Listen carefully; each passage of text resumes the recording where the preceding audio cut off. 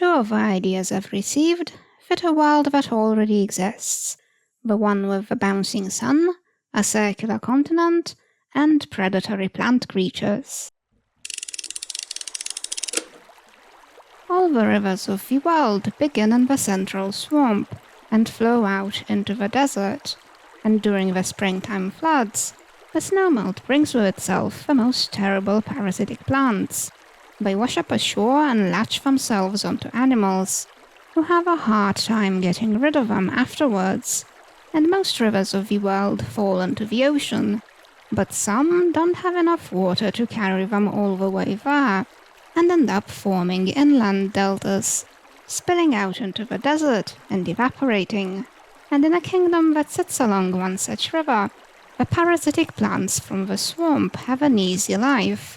The wealthy and the fashionable infect themselves on purpose. They pick their favorite plants and carefully arrange their own little head garden, such that there's always at least one flower blooming on their head, all around the calendar. And most people don't do this composition work all on their own. They hire specialists who help to arrange and prune the gardens on their heads, and make sure all the plants are healthy, especially the rare ones.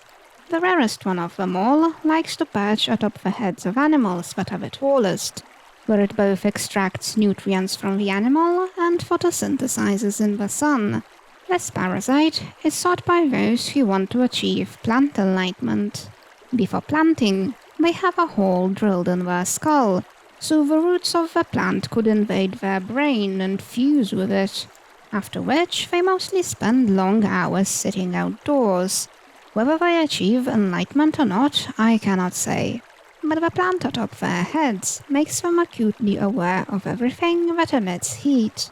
They become able to sense infrared radiation, and become very drawn to things that emit plenty of it. For centuries, they've been trying to invent a way to reach the sun itself, and they might just accomplish this one day. But these people are rare. Most are only affected by the plants atop their heads on a purely psychological level.